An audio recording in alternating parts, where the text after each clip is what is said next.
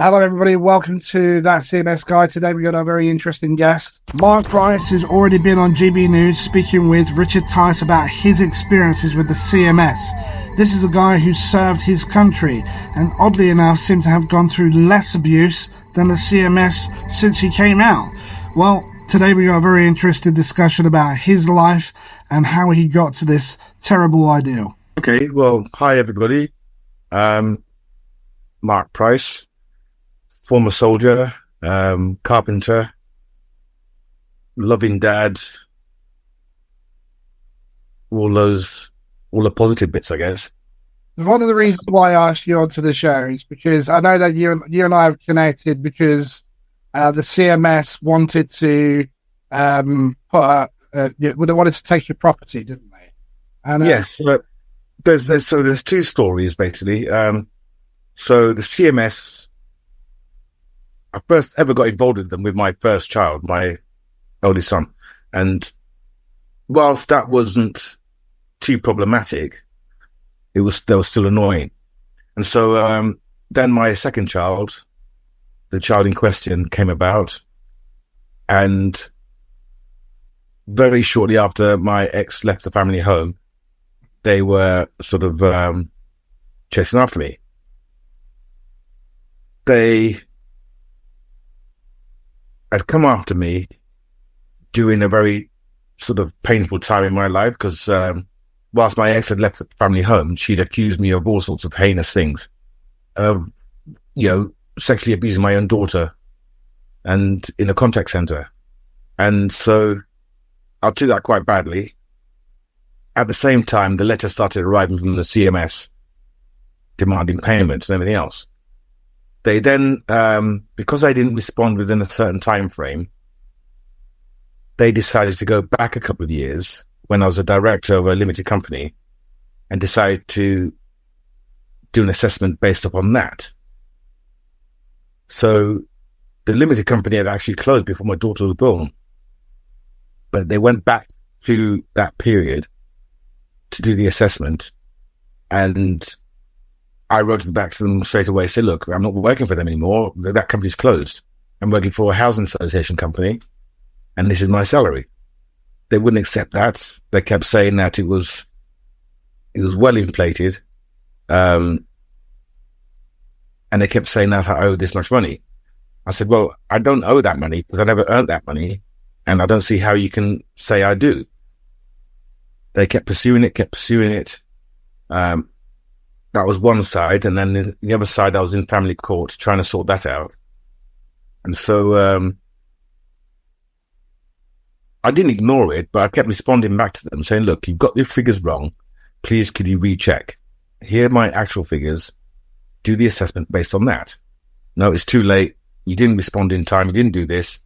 I then got a letter from my doctor to support my sort of version of events, and that I wasn't very well at the time that they sent me these letters and everything else. And so dealing with some cancer. So no, this is the beginning of the CMS journey.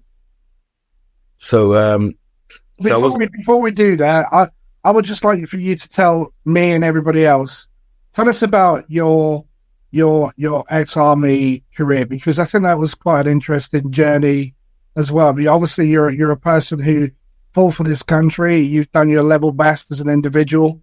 Obviously quite patriotic, otherwise why would you do that? Yeah. So could you please tell us a little bit more about that? Because I think that's an interesting context. About my army career? Yeah, absolutely. I mean, I think that's something that adds context to this situation. Oh, okay. I joined the infamous Royal Corps of Engineers in 1978. Best corps in the army, as far as I'm concerned. And I did 12 years, I served 12 years. I'm not going to go into detail of,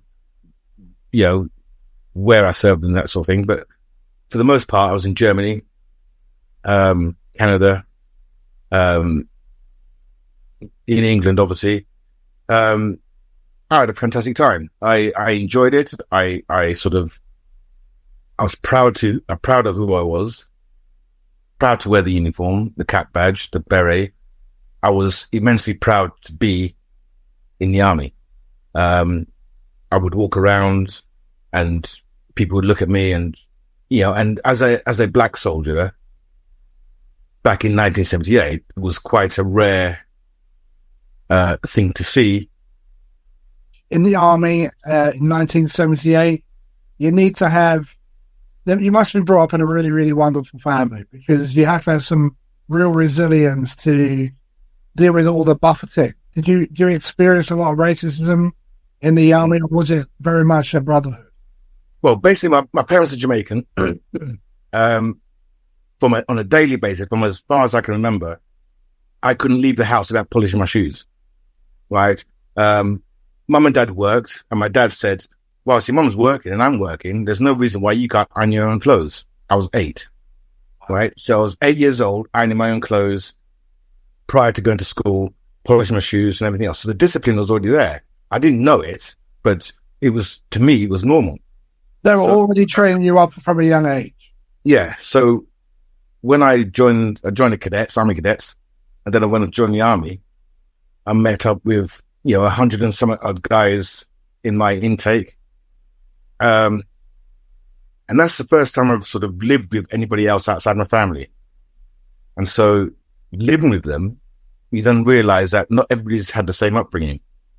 There was guys who would join the army because they had a fight with their dad, a physical fight with their dad. And I couldn't imagine me ever sort of confronting my own dad. Me neither. People would, it was an option, either prison or army and stuff like this. So there was all sorts of guys from all walks of life, from all parts of the country. And so I found the basic training relatively easy. I could iron my clothes. There was guys that I said, "How do you do that?" I said, "Don't you know how to do it? Didn't your parents show?" No, I didn't talk to my mom. I don't talk to my dad, whatever the reason was. And so I found that side of it easy. Physically, I was okay. Then the only thing I didn't cope very well with was the racism. There was some racism. There was quite a bit. I was raised up in Luton, where it's quite a mixed community, and there was nobody said anything, fear of a riot, because it was like, it was like a tinderbox. So I never really got any trouble in Luton or anything like that. It's not at that time. My best mate, Steve, he joined the Grenadier Guards. We're best mates now. We've just been, it was normal.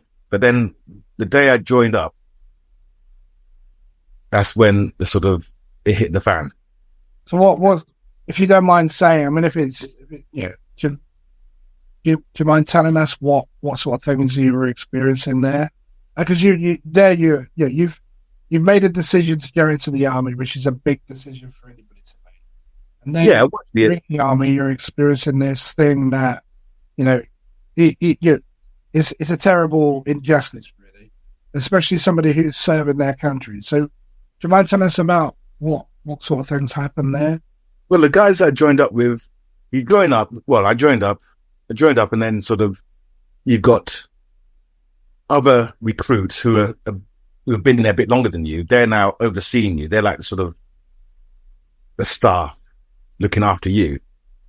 And then you've got permanent staff, the proper regular soldiers. So you got recruits looking after recruits. And so the mix is you got some people who, from whatever background they've come from, they brought whatever they brought with them, whether their hatred or their dislike of certain people and this, that, the other. And they take it out on some of the younger lads. So I wouldn't say the permanent staff were of any bother. It was more the other recruits that were more senior to me. So I just joined up today, and there's other guys that have been there maybe 6 months, and they were then put in charge of us. So some of the stuff that happened, I was in bed one night, and I could hear people outside the room, but I just assumed they were just doing whatever military duties they were doing. All of a sudden, they rushed into the room. I remember them coming into the room, and then I remember waking up in hospital. What? Yeah, so I'd had a cracked rib and bits and pieces. You don't remember anything happening after they came into the room? I remember them coming into the room, and then it's just a blur. So are you talking about a number of people? Yeah. So they didn't want me. They didn't want me there, and they were trying to get me out. So that was one incident. Remember once there was what I thought was an initiation. I got dragged out my room and taken up to what they call there's like a long corridor where we were stationed, and they tied me to the corridor. Then they turned the radiator on, full on. So I was stripped to the waist and everything else. And they were like sort of punching me and everything else. And initially I thought, okay, it's part of it, some sort of ceremony or initiation or something like that. And then it became uncomfortable. By this stage, I was becoming physically stronger, and I could recognize that in myself. So I ended up pulling the radiator off the wall and hitting somebody with a radiator. And then the whole block flooded, because the water was still pouring out and God knows what else. So there's a few incidences, but then there was this... You stood up for yourself. Yeah. And there was this... Did things get a little bit easier once you did that? Once they realised... Well, I didn't know. I was a keen rugby player. And so I joined the regimental team. And then also there was a PTI, a physical training instructor, a mixed race guy. He said I should do boxing. And I said, well, I've never boxed before. And I wasn't really I was in the army, yeah, but I wasn't really into hitting people unless I had an excuse. So somebody would have to like goad me to doing something before I'd retaliate. It's not what you were brought up. You weren't brought up in that environment. Yeah, so I wasn't raised to sort of just go around punching people for the sake of punching people. Right, does your family have belief like Catholic? I'm sorry? Did your family come from like a religious background, like Catholic? Or? My mum and dad are Christian. They still go to church today. I'm unfortunately don't really necessarily believe in it to the same degree. So they were very religious, very sort of, honest and forthright and everything else. Well, they gave you some good principles, some good values, and you weren't necessarily a violent individual. You're a person who had discipline and self-discipline. So you're an upstanding person in the community. Yeah, I did enjoy it. I enjoyed my time. Apart from the few incidences, I enjoyed my time. So that was basic training. So there's a lot of rubbish going on. There's a lot of character building, they call it. There's a lot of, they break you down, then they mold you into the perfect soldier sort of thing. Yeah. And so when basic training is done, you get sent off to a unit. So I went off to Germany, and that shocked me. First of all, I didn't know anything about Germany. Apart from the Second World War, First World War, and the history and everything else. So I knew nothing about Germany aside from they didn't like certain races of people, certain classes of people, and so on and so on, right? And that was like almost common knowledge. So they then turned around and said, right, okay, you'll go to Germany.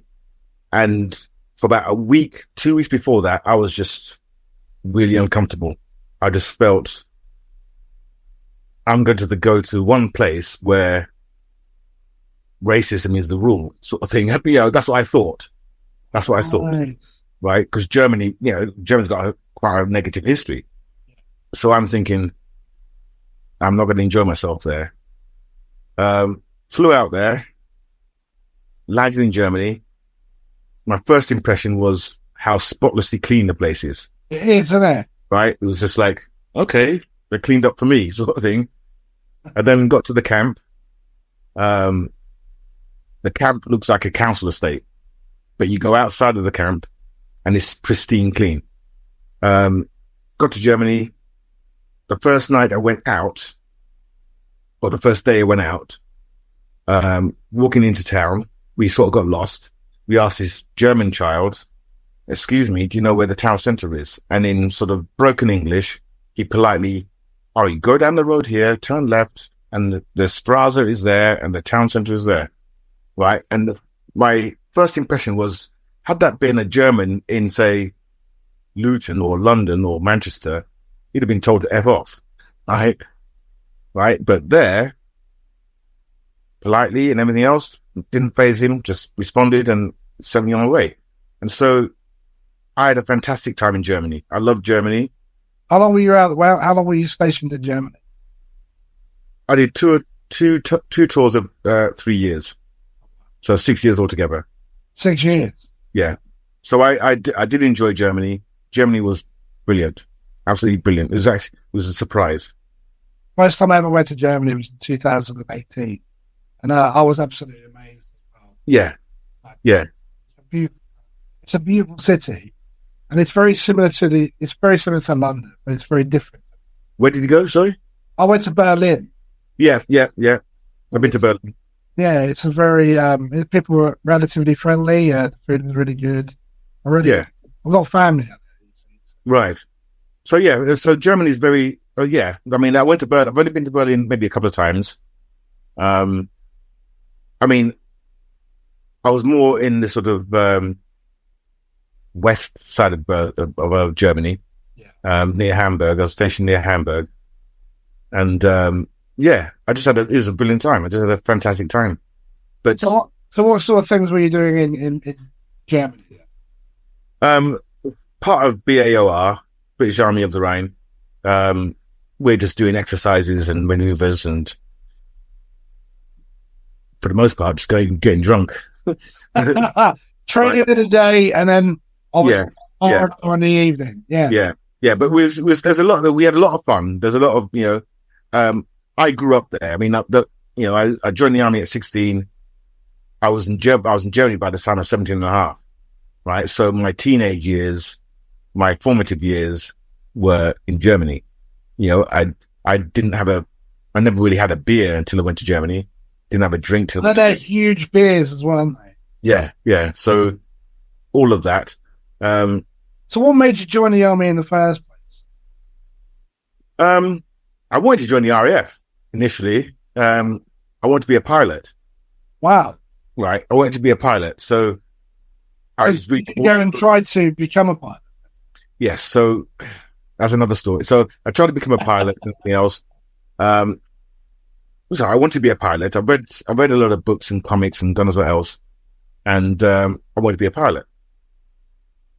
I had the qualifications. I believed I had some of the qualifications, not all of them. I still need to be trained up and everything else. Right.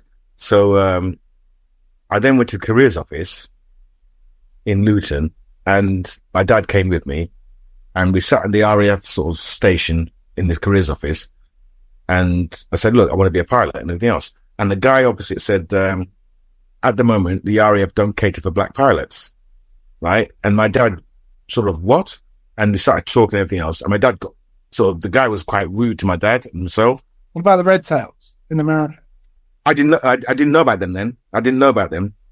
I didn't know they existed at that point. This is 1976. I didn't know 1976, 77. I didn't know about the Red Tails. I didn't know about anything like that. Right. So this guy was telling me that the RAF don't cater for black pilots. They haven't got facilities for black pilots. And my dad was asking some serious questions like, we're human beings and we're this, we're that. What's not to cater for? Anyway, on the next desk was the army. And the guy said, we got the Army Air Corps. You could fly in the Army Air Corps, but you can't join the Army Air Corps straight away. You have to join the army first and transfer it to the Army Air Corps. So my dad then said, like, we're getting up, we're getting up. Went over to the army desk, and the guy was really polite, really nice, really this. And he just sold it on me. So the reason I joined the army, I didn't want to work in a factory. I didn't want to work in the same place every day. Yeah. I wanted variety, adventure. I wanted to do rock climbing. I wanted to do canoeing. I wanted to do parachuting. I wanted skiing. I wanted to do all those things. Yeah. Right. And I couldn't see me working in Sainsbury's or Tesco's or Vauxhall's or Skefco or any of the local firms. You're a very physically able individual, so you wanted to be able to express that. And then I wanted to enjoy. But But don't get me wrong, I didn't know what life was like. I was only 15 at the time, but what I didn't want to do was go somewhere, work, and then come back and do that every day for the rest of my life. You saw that as a dead end. Pardon? You saw that type of lifestyle as a dead end. Yeah. And then we also had a careers day at school. And I remember this, there was somebody from Sainsbury's came in and told us about a career in Sainsbury's, and somebody from Vauxhall's came in, told me about this. Somebody from a few different firms. There was an architect. There was an accountant that came in, and then this soldier walked in. I thought, sold. Right. And so that was it. And you were in the army for what? Did you say 12 years? 12 years. Yeah. So after Germany, where did you go after Germany? I was at Bovington for a little while. So that's the home of the sort of tank regiments and everything else. Yeah. So I was at Bovington, with the Royal Engineers Training School, because the unit I was in Germany was armoured engineers. So it's all the bridge layers, and armoured fighting vehicles, and AVREs, armoured vehicle, Royal Engineers. So you were like an engineer, a mechanical engineer. No. So basically, the army's, imagine the army as a community. You got Royal Signals, which the name, as they do everything else. Yeah. And then you got Royal Engineers, which is basically the army's builders and demolishers. So are you talking about explosives as well? Yes. So we'll build something, do something, whatever, to help the army move forward. But then to hinder the enemy, we'll destroy it on the way back, sort of thing. So yeah, that's us. That sounds very interesting. Yeah.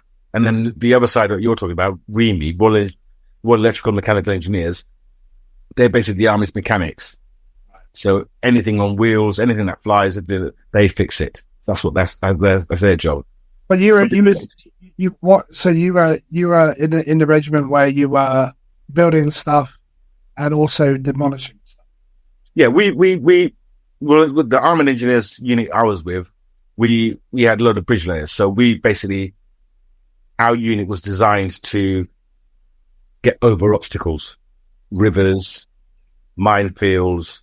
Sounds like the River Kwai. Have you ever seen that movie? Brilliant movie. Yeah, I've seen that. Yeah. So, sounds a little bit like that to me. I don't think it wasn't as bad as I was in. But, we had some fun, and then sort of, then every now and then we go to like Canada and do some live ordnance. So do the thing live with live ordnance sort of thing, as opposed to in Germany, we just sort of not pretend, but we just sort of do it without the live ordnance. So, so one's training and one's a live. It's a live. Same training, but just with live ammunition and everything else, so we can actually get a feel for what it's like in reality. Anybody get injured on one of those live training exercises? Unfortunately, some people do. Yes, unfortunately, some people do, and that's the nature of the exercise, I'm afraid. Comes with the territory. Yeah. Were you ever injured in one of these things? Nearly, but no, I wasn't injured. We had a few things that didn't detonate when it's supposed to have detonated, and then was about to detonate. We was in the vicinity, and luckily it didn't detonate. We made it safe, and then that was it. But there's some close calls, yes. But that's just part of that's the exercise side of things. So, but I suppose you train for this. You train for every eventuality and what to do in circumstances where things. Well, that's the whole point of it. That's the whole point of training is to become proficient at what you're doing. Yeah. So when the time comes for you to do it, it's more or less muscle memory. You do it, the job gets done, you go home. But at the same time, there is somebody else on the other side who's determined to let you do your job, to disrupt your routine, so to speak, by firing stuff at you whilst you're doing your job and everything else. So how do you do your job whilst live rounds are pending by you? Um, you don't. You. I would be lying if you don't think about it, but you'd be sort of. How do you kind of block that out? It's You don't. We don't really block it out. You just try and remember the training, remember what you've been taught, and do that to the best of your ability, and then just keep moving on. Just you sort of compartmentalize it and just sort of keep moving forward. Did you suffer from any form of like post-traumatic stuff? depression or PTSD or anything like that? Not from the army, no. If anything, the CMS and everything else and family court has done more damage to me than any military service ever did. It's actually quite incredible, really, because as I'm listening to you and imagining what you were going through in the army, it sounds like it was a tough job. There was lots of responsibility. There were training exercises which were extremely dangerous. Yeah. Job. Yeah, absolutely loved it. You had some really difficult times with the racism at that period of time, but you had enough character to be able to rise above it and continue on and have a really fulfilling. Did you say you felt that your experience in the army was fulfilling? Yeah, it was. Yes, I like I said, I would do it again. I don't know if my bones will let me do it again, or you know what I mean. But I would do it again. Yeah. I mean, that's the sad side of things. I mean, there's one particular joke. I'd say, my family is really close. My family is really, really close, and my mother would. Hey, behind you got this lovely wall. This family. Beautiful. Yeah. So my family is really close and everything else. So when I got stationed in Germany, so basically all the time I was in England, I was writing to my mother regularly. I was phoning her regularly, mum and dad and everything else, letting her know how I was doing and stuff. And then got to Germany, and it's like Pandora's box opened up. There's bars, there's clubs, girls, this, drink. I was like, I seemed to. I forgot Candy in the sweets. Candy in the sweet. Yeah. I was in this, So I just ran around. I was having so much fun. So much temptation. Yeah, I was just, every weekend we was out, and I was playing rugby. I was having a good laugh with the mates. Well, where did you play on rugby then? I was a winger at university. I was a winger fullback. Ah! Yeah. How long did you play for? Oh, God. I played since school. I mean, I remember playing football at school, and every time I played football, I get kept sent off. Right? So I'd go in for a tackle. Knocking guys left and right. Yeah, and I'll get sent off. So, right, you're off. For what? And some kids on the floor crying. And I was like, sort of, you don't understand him, but didn't touch him. Right? Anyway, so I used to get annoyed playing football. I didn't like playing football because every time I played football, I kept getting sent off. And then one day, this PE teacher said, right, this is rugby ball. You pass it this way, you do this, and you tackle like this. And I thought, yes, this is a game for me. Right?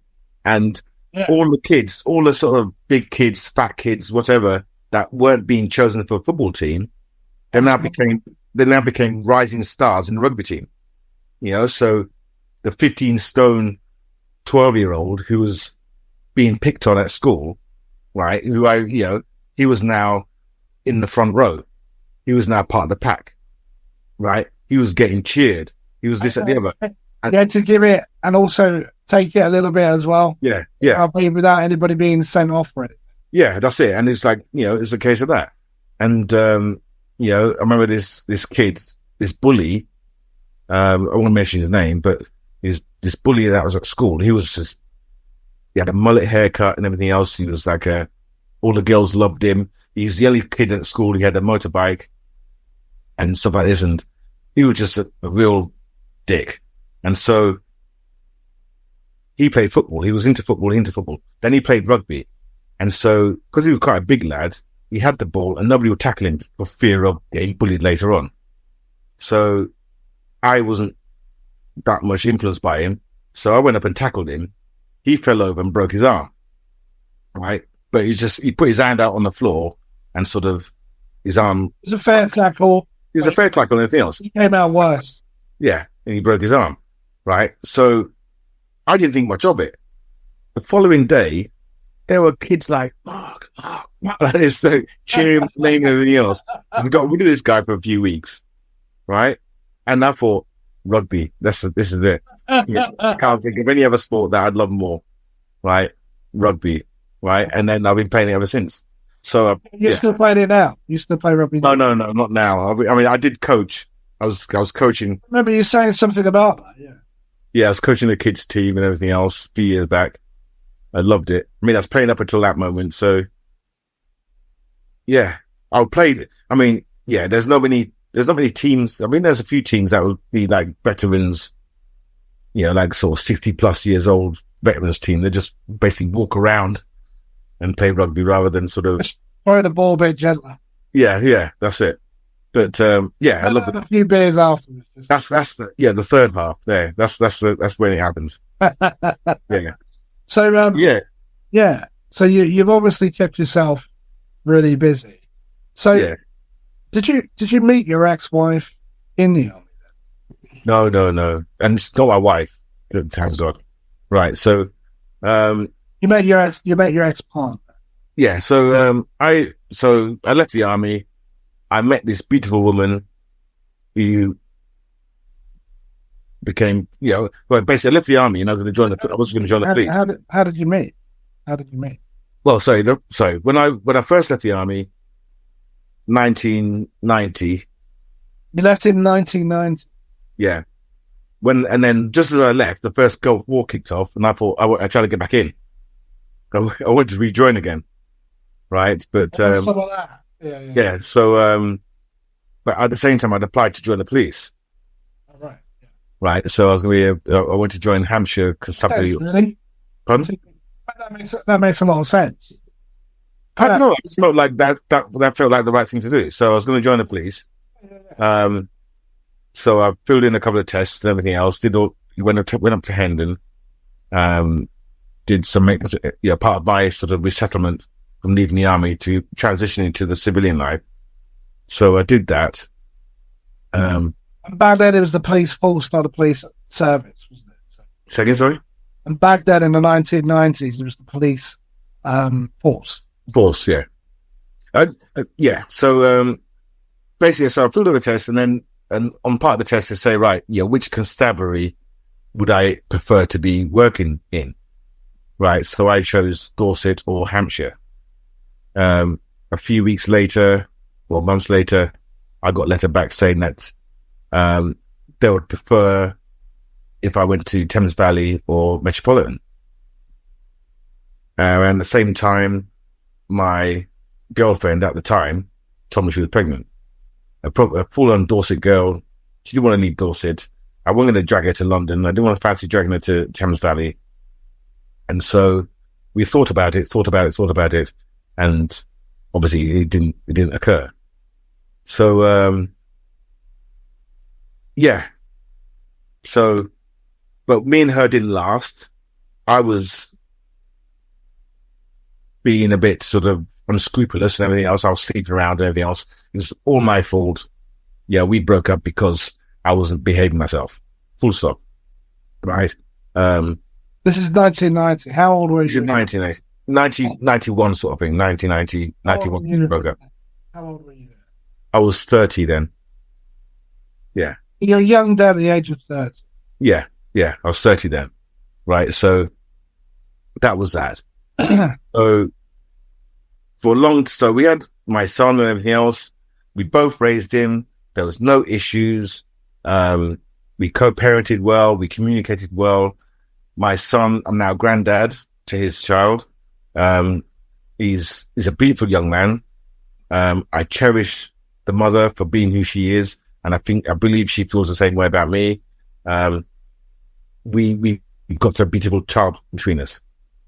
So you were able to overcome the awkwardness. Yeah. The difficulties and everything else. Yeah, we overcome that and everything else.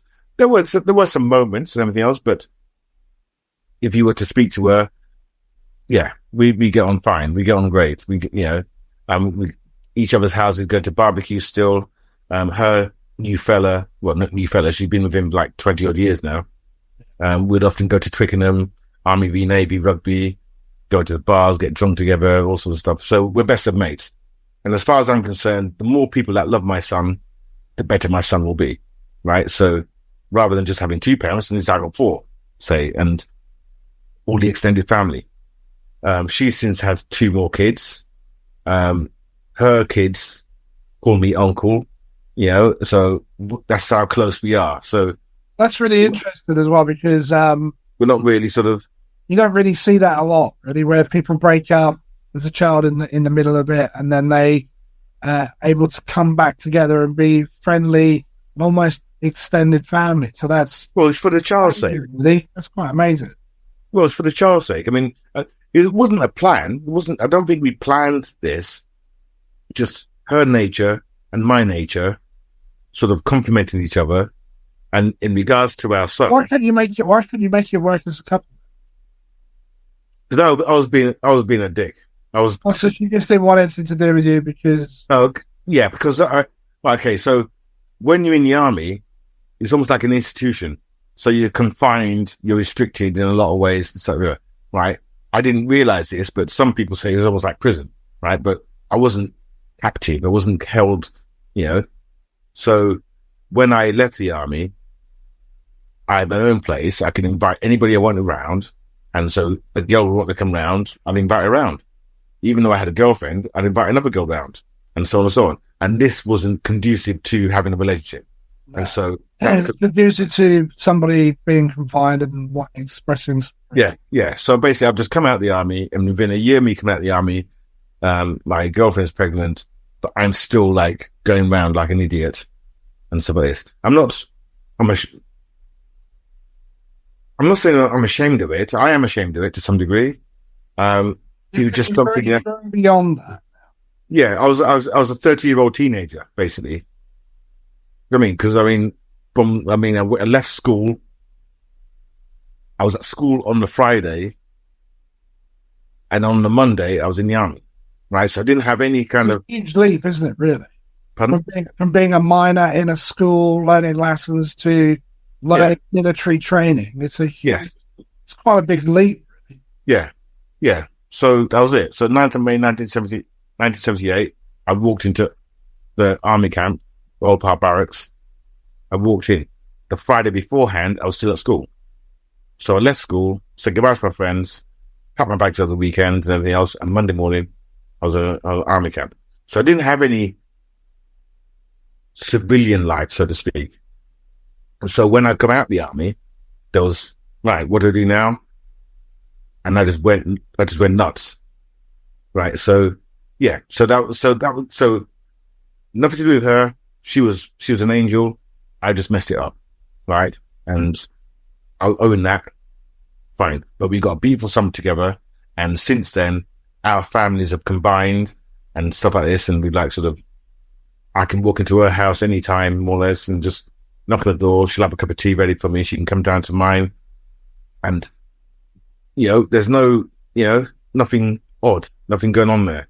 I really like that. I commend that. I think if people make mistakes, they get together, they have children. And then what tends to happen now is it all becomes extremely messy. And, CMS gets involved and all that kind of stuff. Well, where adults can recognize, okay, it's not working for whatever reason. Let's move beyond it. We've got a child here. That's the most important thing. Yeah. I mean, that's what we did. For it to go even further and be like, well, we still love each other as friends. We're a very extended family. Yes. We've got a son here. We're immensely proud of our son. It sounds like you are. Yeah. I mean, that's commendable, really. Yeah. I mean, like, say, my son got married a few years back. The stepdad, like my ex-partner's sort of partner, has been a stepfather to my son. We get on great, this at the other. So we're at the wedding now, and it's obviously a family type thing. And then the photographers asked for photos and everything else of the family and stuff like this. So I'm stood there, and my ex-partner stood there. We're both beside our son with the new bride and everything else. And the stepdad, he's been there as well. He's been there, uninvited and everything else, but he's also been there, and he's been a good friend, and he's been, So I've said, come on, off you go. No, you're part of the family as well. So the family, the wedding photo includes him, right? And he sort of nearly broke down because he didn't think I would be like that as such. I says, no, you've been as much part of his life as I have, right? And so I'm not going to sort of exclude. That's why we should never judge a person by the colour of their skin, but the content of their heart. Yeah. So he's come along, he joined the photo and everything else, right? And he's, and that's it. So, yeah, that was us. That's amazing. So, I think that's a fair. I was feeling really quiet. That's a beautiful thing. Yeah. So. Yeah. Yeah, but I mean, I didn't see anything wrong. There's nothing. I can't see anything wrong with that. Neither can I. Yeah. So yeah. As you I then met the one, not the one, but the one that's causing the problem. Marry her. You didn't. No. I've never been married. Never been married. So I met the one. What year did you meet? Oh God! I mean, so my son was born in 1991. So there's a good number of years have passed. I've had a couple of girlfriends in between, but no children or anything, right? And then I met this one in about 2006. This is almost 10 years after my son was born. So I met 2006. I met her. A school teacher, quite high up, bachelor's degree, black belt karate. She's fought for England. She's in the army. No. I was out the army by this stage. I'm a carpenter. She fought for England. Yeah, she was a civilian. Just this woman I met some 10 odd years later. So so she told me all this and bachelor's degree and everything else. And I thought, okay, intelligent woman. She's going to have sort of morals and, she's going to have so she got her stuff together. So it sounded like. And then very quickly, she told me that she had been abused. She had been raped apparently twice.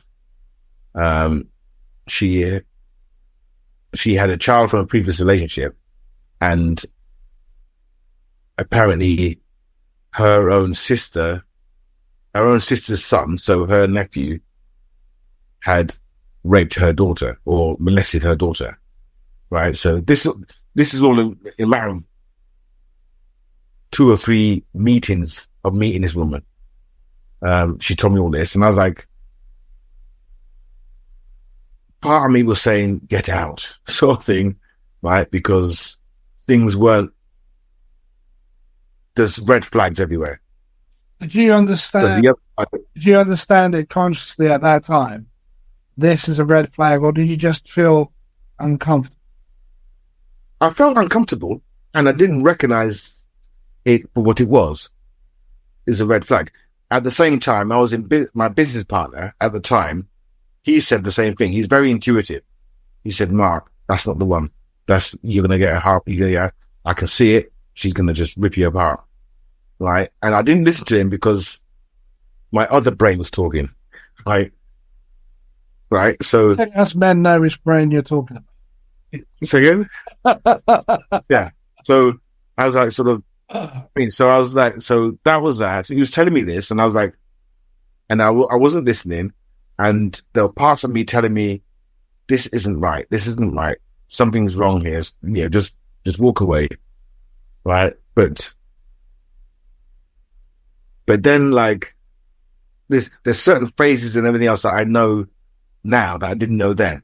So this amazing sort of love was coming from her, which is buying me stuff, buying me this, bits and pieces, and just. So you're being love bombed. Yeah, but I didn't know that was a phrase back then. No, right. No. So all this stuff. It's a relatively new phenomenon with new terminology. Well, it's an old phenomenon, but we didn't have a name for it. Yeah. Yeah, so behavior's been there, but we just didn't know how to describe it in the sophisticated ways. Yeah, so I was like, sort of, this thing was happening. I do remember I was watching Star Trek, right, and there was this episode where these women were being bred or being raised to find a perfect husband, and they were like neutral. And then as soon as they met their perfect partner, they would mold themselves to their partner's desires and needs. Right. And it was a Star Trek episode. I remember watching this and I thought, I could do one of those. Right. and then as that happened, she came along and she seemed to like fit everything I was wanting. Right. But that lasted maybe a few months, and then things started to like, hang on a second. This doesn't sound right. That doesn't sound right. What she was saying didn't make sense. It didn't add up. What happened in the change from your point of view? So she was very happy, very, very engaging, bought you different things. Things were going really well. Wow, this person really understands me. What changed? When did it change, and what changed?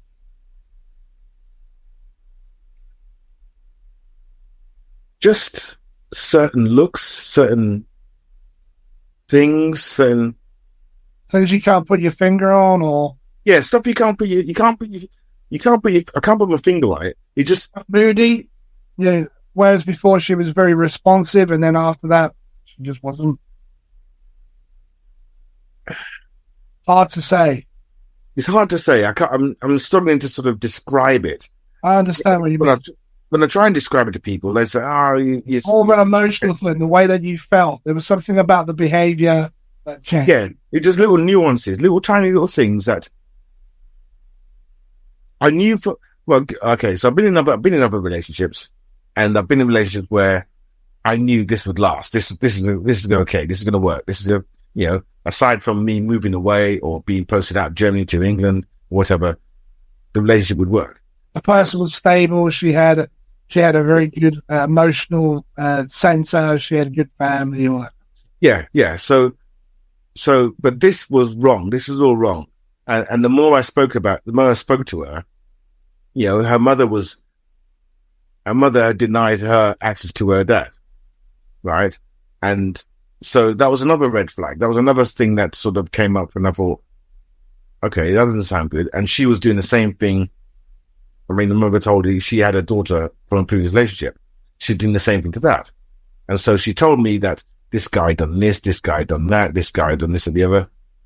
And I said, okay, I've only heard one side of the story. I don't know the other side, right? And so I'm assuming what you're saying is correct.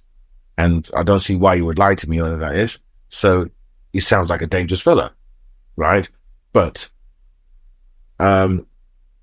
some months on, she was in contact with the CSA about her problem. It wasn't nothing to do with me. I wasn't involved with the CSA or anything at that time. And she was getting stressed out.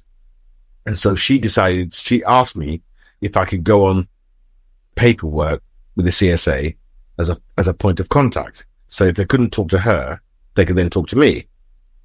Right. So a few times the CSA contacted me about my ex-partner's ex-partner. And actually about somebody who's got nothing to do with you. Yeah, right. So they said, he owes this much, he owes that much, and this, that, the other. Right. So I said, yeah, okay, if that's what he says, that's what he says. Somehow he got my telephone number. This ex-partner got my telephone number, and he phoned me up. And he's pleading with me. He said, look, I want to see my daughter. I'd love to see my daughter. Right. And I said, well, you can, but from what I've been told from your ex, you're this, and this. Right. He broke down a bit and he said, that's not true. It's not true. Right. And I said, and I'm me being quite sort of empathetic. I was like, sort of, okay. I went outside, sort of had a chat with him and everything else. What's going on? Oh, did this, he told me what had happened in his relationship and his side of the story. And I said, well, regardless of what's happened, you're still the child's father. And I couldn't see a reason why you can't see your child. Right. But given the circumstances, I will be in the vicinity to protect my child, protect this stepdaughter of mine from any further harm. He said, yeah, no problem. So you believed your partner at that time? I believe some of what my partner said, and having spoken to this other guy, I believe some of what he said, right? But also in the back of my mind, I've got a son who, we've gone through this already, and we got on okay, right? And I couldn't see any reason why, with a bit of communication and a bit of nurturing and so on, why this guy can't see his daughter, right? So he said, don't tell her that I spoke to you. Don't tell her. I said, well, I got to tell her, because if you just turn up, she's going to kick off. So I'll have a word with her and we'll get it sorted out, and I'll give you a call back and we'll arrange a date, thinking it was that simple. I spoke to her about it. She went nuts. She went absolutely nuts. How dare you? How this and the other? I said, well, okay, but he's a child's father. Why can't he see him? Because he's an abuser. He's this, he's that, he's this. Okay, from what he's told me and what you told me, it's not a life sentence. It's something that you can get over, right? And I'm here to protect the child, and nothing will happen to her. You say the name of the child, I'll block it out. Yeah, okay. Yeah. As you were saying. So I'll do that. I'll quite happily do that. So I'll step in and let this father see the child, and if I believe there's anything untoward going on, I will stop it, right? But he has a right, isn't he? She just went nuts. She just went nuts and nuts, right?